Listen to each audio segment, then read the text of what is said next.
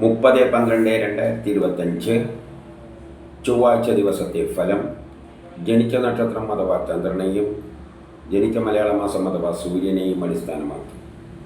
ജനിച്ച മലയാള മാസം അറിയില്ലെങ്കിൽ ജാനുവരി 10 ജനിച്ചതെങ്കിൽ ഏതെങ്കിലും മലയാള കലണ്ടർ എടുത്തിട്ട് ജാനുവരി 10 കറസ്പോണ്ടിങ് മലയാള മാസം ഏതാണെന്ന് നോക്കിയാൽ മതി. അശ്വതി ഭരണി നക്ഷത്രത്തിൽ ജനിക്കുകയും അവരുടെ ജന്മമാസം കുംഭമാവുകയും ചെയ്താൽ വ്യക്തിപരമായി ആരോഗ്യപരമായി എല്ലാ കാര്യങ്ങൾക്കും നല്ലതാണ്. മറ്റുള്ള മാസങ്ങളിലാണ് ജനിച്ചതെങ്കിൽ വ്യക്തിപരമായ ആരോഗ്യപരമായ കാര്യങ്ങൾക്ക് നല്ലതാണ്. പക്ഷേ അച്ഛനും മക്കളുമായിട്ട് ബന്ധപ്പെട്ട കാര്യം മോശം, മനസ്സമാധാനക്കുറവ്, ടെൻഷൻ, യാത്രകളെ കൊണ്ട് പ്രയാസങ്ങൾ, ഭാഗ്യതടസ്സങ്ങളെല്ലാം കാണുന്നുണ്ട്. കാർത്തിക രോഹിണി നക്ഷത്രത്തിൽ ജനിച്ചവർക്ക് പൊതുവെ മോശം ദിവസമാണ്. പെട്ടെന്നുള്ള അവിചാരിതമായ ആരോഗ്യ പ്രശ്നം, ശത്രുത, തടസ്സങ്ങളെല്ലാം കാണുന്നുണ്ട്. എവിടെയെങ്കിലും തട്ടിമുട്ടി വീഴാതെ എല്ലാം നോക്കണം. ഓപ്പറേഷനൊന്നും പറ്റിയ ദിവസമല്ല. ട്രാൻസ്ഫർ ഉണ്ടാകാം. ആരെങ്കിലും പറ്റിക്കാതെ, ചതിയിൽപ്പെടാതെ, പണം നഷ്ടപ്പെട്ടു അതെ കളവ് പോകാതെ എല്ലാം നോക്കണം. എന്നാൽ കുംഭമാസത്തിലാണ് ജനിച്ചതെങ്കിൽ അവർക്ക് സൂര്യനിൽ നീന്തിക്കുമ്പോൾ ഗ്രഹങ്ങളെല്ലാം വളരെ അനുകൂലമായിട്ടാണ് നിൽക്കുന്നത്. അതുകൊണ്ട് അവരെ സംബന്ധിച്ചിടത്തോളം ഈ പറഞ്ഞ ദോഷങ്ങളൊന്നും അത്ര പ്രബലമല്ല.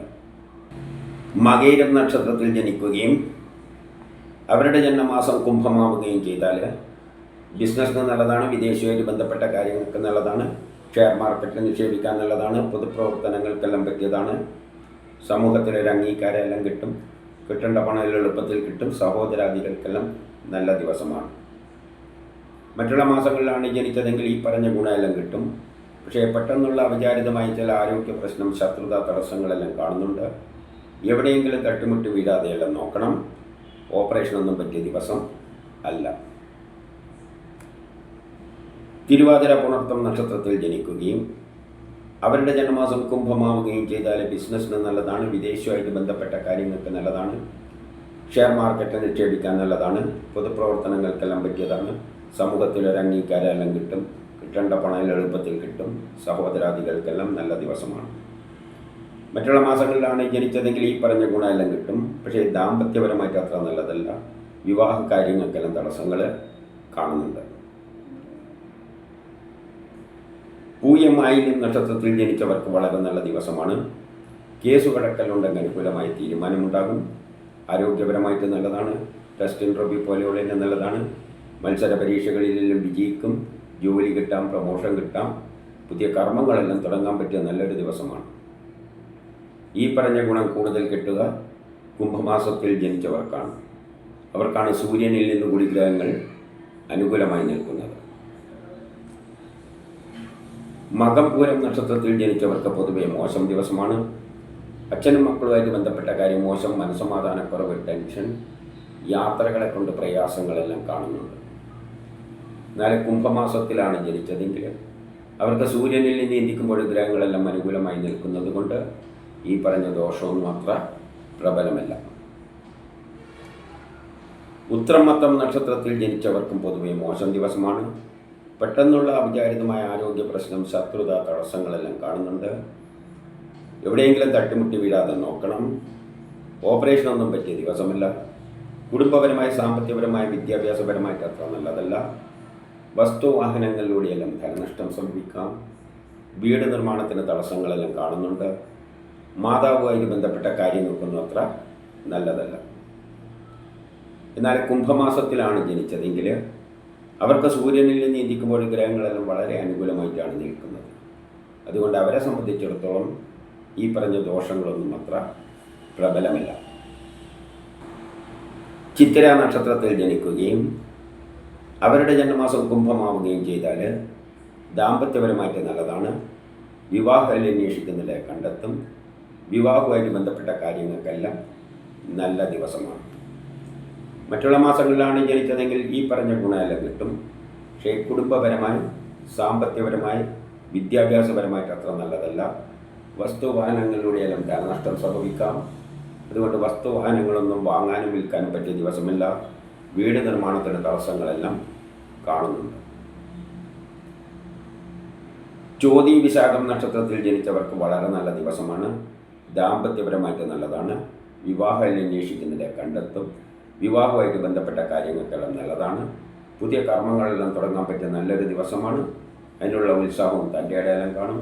സഹോദരാദികൾക്കെല്ലാം നല്ല ദിവസമാണ്.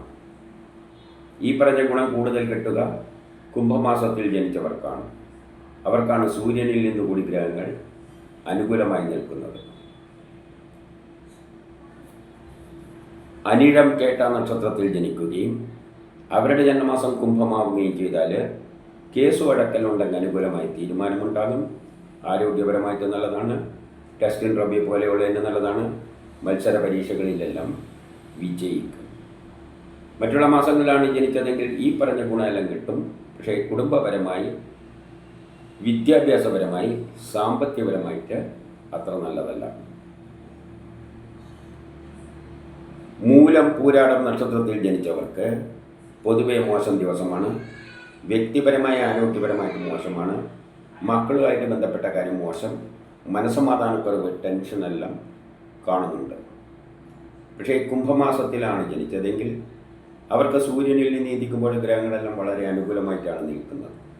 അതുകൊണ്ട് അവരെ സംബന്ധിച്ചിടത്തോളം ഈ പറഞ്ഞ ദോഷങ്ങളൊന്നും അത്ര പ്രബലമല്ല.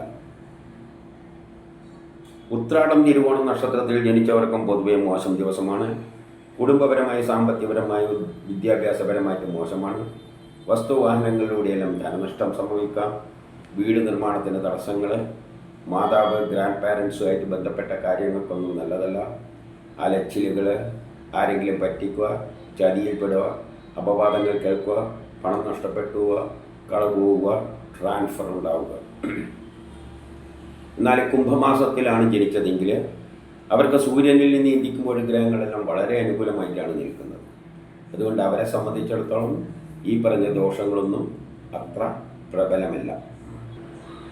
അവിട്ടം നക്ഷത്രത്തിൽ ജനിക്കുകയും അവരുടെ ജന്മമാസം കുംഭമാവുകയും ചെയ്താൽ പുതിയ കർമ്മങ്ങളെല്ലാം തുടങ്ങാൻ പറ്റിയ നല്ലൊരു ദിവസമാണ്. അതിനുള്ള ഉത്സാഹവും തൻ്റെ ഇടയിലും കാണും. സഹോദരാദികൾക്കെല്ലാം നല്ല ദിവസമാണ്.